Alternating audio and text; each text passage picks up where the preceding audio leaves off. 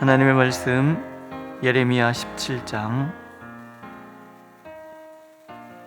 5절에서 11절까지 말씀입니다. 예레미야 17장 5절에서 11절.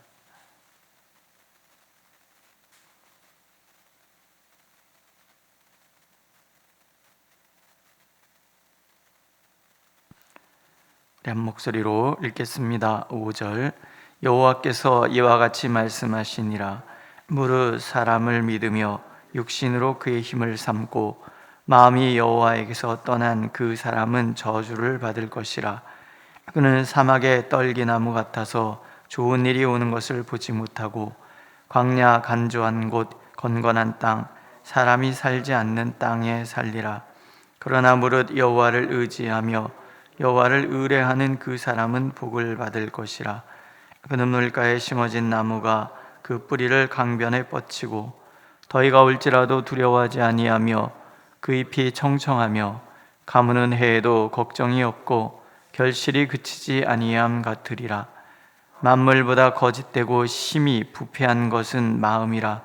누가 능히 이를 알리오마는 나 여호와는 심장을 살피며 폐부를 시험하고 각각 그의 행위와 그의 행실대로 보응하나니 불의로 치부하는 자는 자고새가 낳지 아니한 알을 품은 같아서 그의 중년에 그것이 떠나겠고 마침내 어리석은 자가 되리라.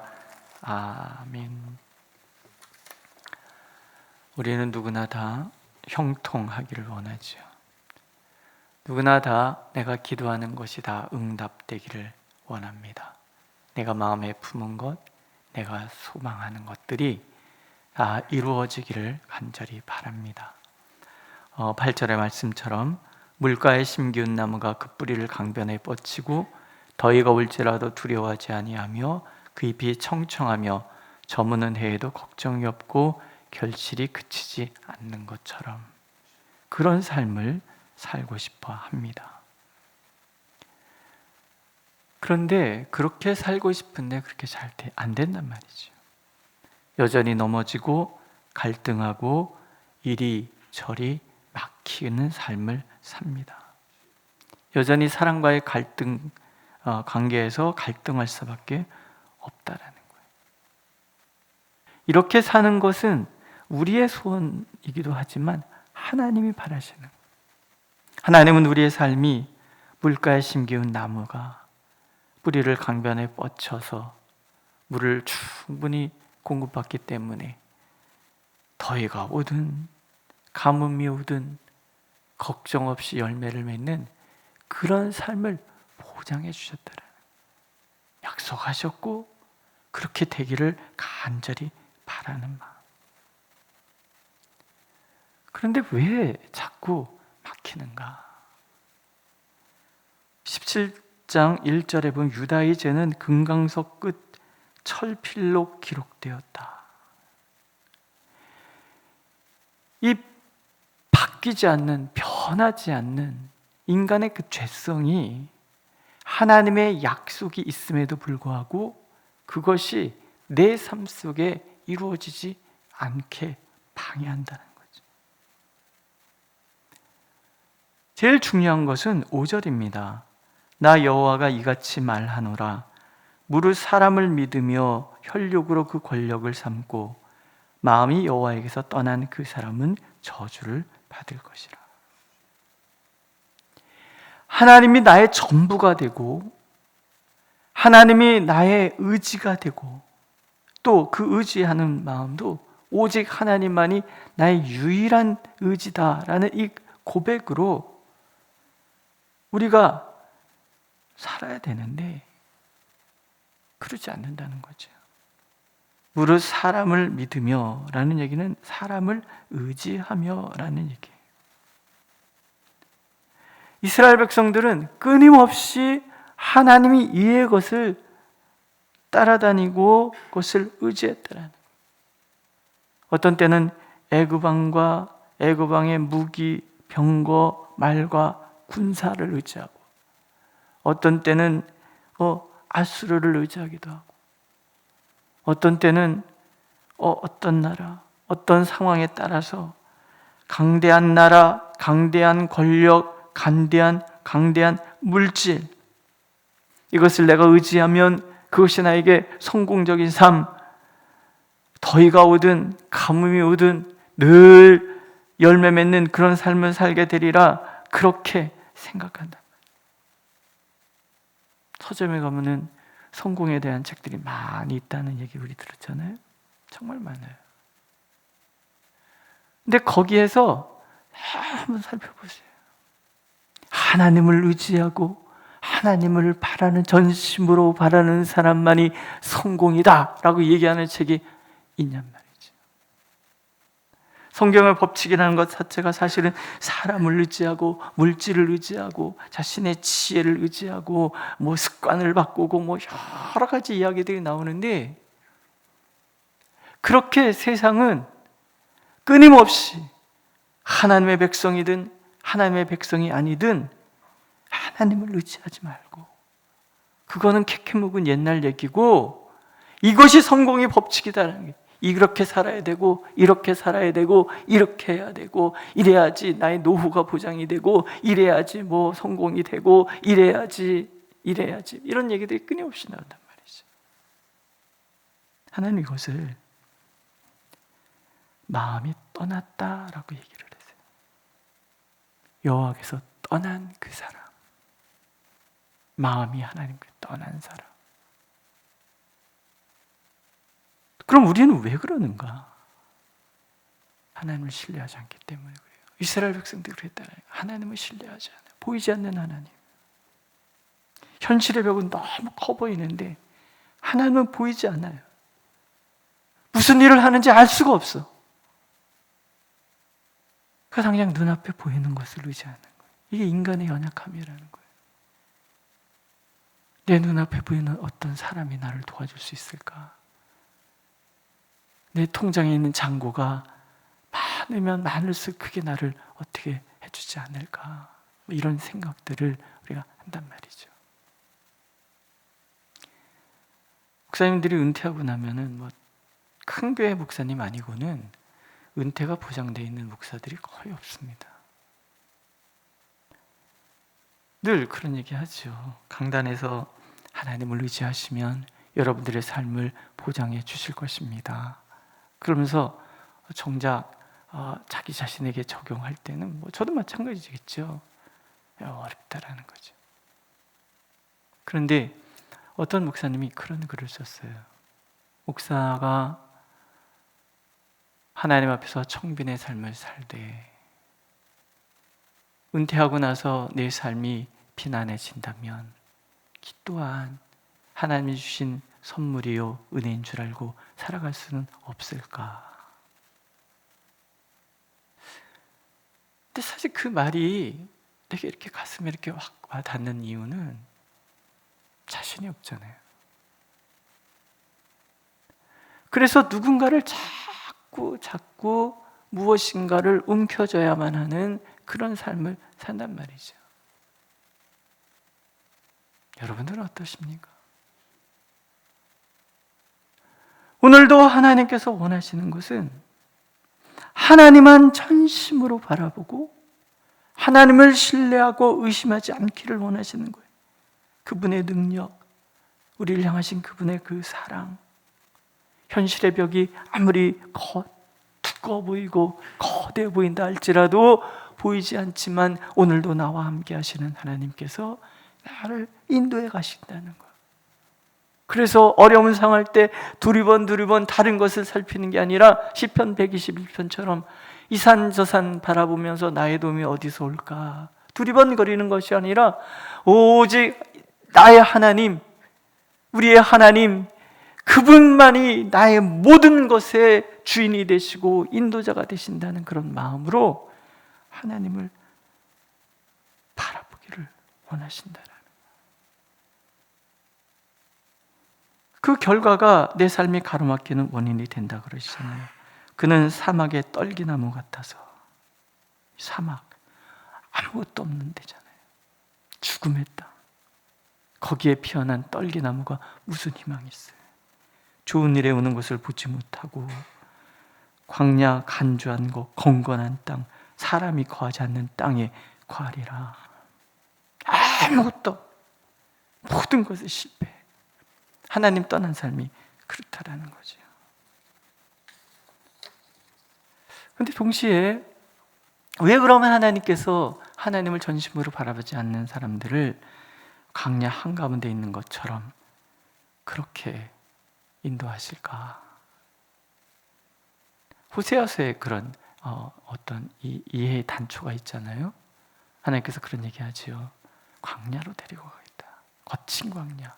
근데 거기가 악을 골짜기가 소망의 문이 되는, 우리로 하여금 사방이 꽉 막힌 상황으로 몰고 가시는 이유는 거기서 하나님을 찾도록, 하나님을 찾는 그 순간이 악골, 고통이잖아요.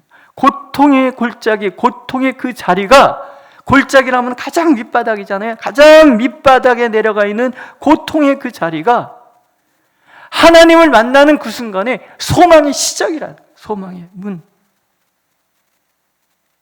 이게 하나님의 사랑의 법칙이라는 거예요. 하나님을 바라보지도 않는데 형통해지다 그러면 절대로 하나님께 돌아올 사람은 없는 거예요. 그렇지 않습니까? 때로 막아서시는 거예요.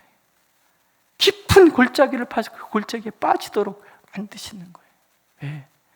그래서 하나님을 다시 찾고 하나님이 약속하신 하나님의 놀라우신 복을 누리기를 바라시기 때문에. 그리고 하나님이 그렇게 굳이 몰아내는 것은 아니에요.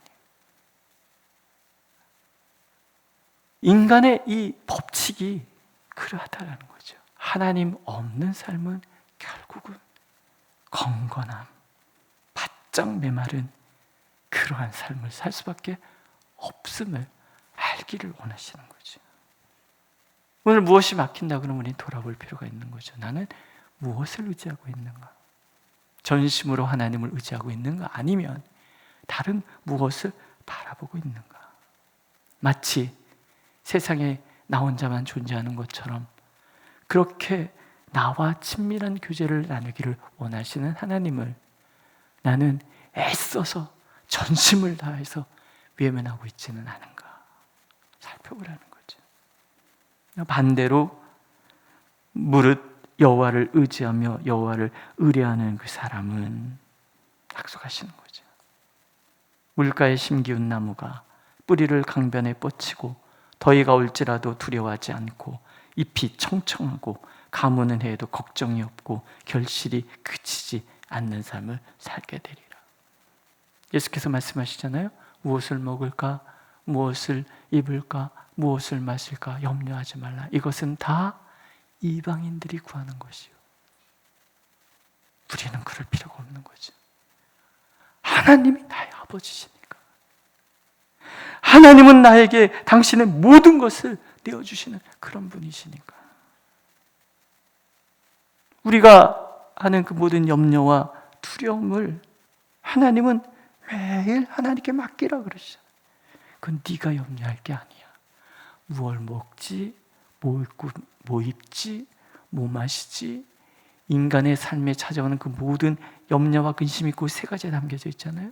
그거는 우리가 할 게 아니라는 거죠. 누가 하실 일이라고요? 하나님이 하실 일. 하나님을 그럼 의지하면 시련은 없다? 아닌 거예요. 인간의 삶이라는 것 자체가 우리가 이 땅에 발을 딛고 사는 이 순간에 이 악이 지배하는 이 세상에서는 언제나 시련은 찾아오는 거죠. 가뭄도 있고 더위도 있고, 예수를 믿어도 가뭄이 있고, 예수를 믿어도 더위가 찾아오고, 예수를 안 믿어도 가뭄이 있고, 예수를 안 믿어도 더위가 찾아온다는 차이는 예수 없이는 그 모든 시련 앞에서 무너지지만, 하나님의 사람은 하나님이 지켜주시는 거죠. 잎이 청청하고 결실이 될까 안 될까, 이것이 될까 안 될까 염려할 필요가 없다는 거예요. 그렇다면 이제 우리가 할 일은 한 가지인 거죠. 내 마음을 정직하게 살피는 거예요. 만물보다 거짓되고 심히 부패한 것은 마음이라. 누가 능히 이를 알리오마는 나 여호와는 심장을 살피며 폐부를 시험하고 각각 그의 행위와 행실대로 보응하나니. 하나님 아시는 거예요. 우리가 아무리 감추려고 하고 아무리 우리가 외면하려고 해도 우리의 마음의 본질을 하나님은 다 보고 계시는 거예요. 내 입이 겸손한 척 할지라도 그 안에 교만이 담겨 있다는 것을 알고, 내 입이 정직한 척만, 진실한 척만 할지라도 내 안에 거짓이 있다는 것을, 근본적인 내 마음의 뿌리를 하나님은 다 보고 계신다는 거죠. 감출 수 있는 게 없잖아요. 만약에 내 안에 불의가 담겨져 있다면, 불의로 치부하는 자는 자구새가 낫지 아니한 알을 품은 같아서 그의 중년에 그것이 떠나가 있고 마침내 어리석은 자가 되리라. 뻐꾸기가 자구새 그 둥지에다가 알을 쓱 낳고 그 작은 알들을 쓱쓱 밀어내서 다 깨뜨려버린다잖아요. 애써 키워놔봤자 결국은 훌쩍 떠나버리는, 불의를 품은 사람의 삶이 그렇다라는 거죠. 그러니 우리가 할 일은 한 가지밖에 없잖아요. 하나님 앞에 정직한 거죠. 하나님을 바라보지 않는 그런 불신의, 의심의 요소들이 내 안에 어떤 것이 있는지 그것을 들여다보고 정직하게 하나님 앞에 고백하는 것. 주여, 제가 교만합니다. 주여, 제가 의심하고 있습니다. 주여, 제가 하나님을 전심으로 바라보지 않습니다. 내 말을 무의식적으로 툭 튀어나오면 내 말을 보면 알잖아요. 내가 나를 가장 잘 알지 않겠습니까? 그래서 하나님은 우리의 마음을 늘 살펴서 이 마음이 하나님을 향해 있는가, 아니면 다른 무엇을 바라보고 있는가 살피기를 원하시는 거죠. 그래서 우리가 하나님을 향한 마음을 하나님 앞에 간직하고 있다 그러면 걱정하지 말라. 가뭄이었다고 걱정하지 마라. 너는 내 딸이다. 너는 내 아들이다. 믿으십니까? 오늘도 그렇게 전심으로 하나님을 가슴에 품고 그렇게 전심으로 하나님을 바라봄으로 가뭄 때문에, 더위 때문에 좌절하는 것이 아니라 가뭄과 더위 속에서도 소망을 잃지 않는 저와 여러분들이 되시기를 오늘 하나님 간절히 원하고 계십니다. 기도하겠습니다. 진정 형통의 비결, 그것은 한 가지밖에 없음을 우리가 고백합니다. 아버지 하나님, 우리가 전심으로 주님을 바라보게 하옵소서. 우리의 연약함은 늘 의심하지만 그러나 그 의심을 딛고 하나님을 향한 믿음으로 나가는 것 또한 하나님의 선물인 줄로 믿사오니 우리의 연약함을 주님께 드리오니 받으시옵고 하나님의 놀라우신 평강과 은혜로 우리의 삶을 인도하여 주옵소서. 늘 하나님 앞에 정직하게 하시고 하나님 앞에서, 사람 앞에서 위선하지 않는 저희들이 되도록 인도하여 주옵소서. 예수님의 이름으로 기도드렸습니다. 아멘. 하늘에 계신 우리 아버지, 아버지의 이름을 거룩하게 하시며 아버지의 나라가 오게 하시며 아버지의 뜻이 하늘에서와 같이 땅에서도 이루어지게 하소서. 오늘 우리에게 일용할 양식을 주시고 우리가 우리에게 잘못한 사람을 용서해 준 것 같이 우리 죄를 용서하여 주시고 우리를 시험에 빠지지 않게 하시고 악에서 구하소서. 나라와 권능과 영광이 영원히 아버지의 것입니다. 아멘.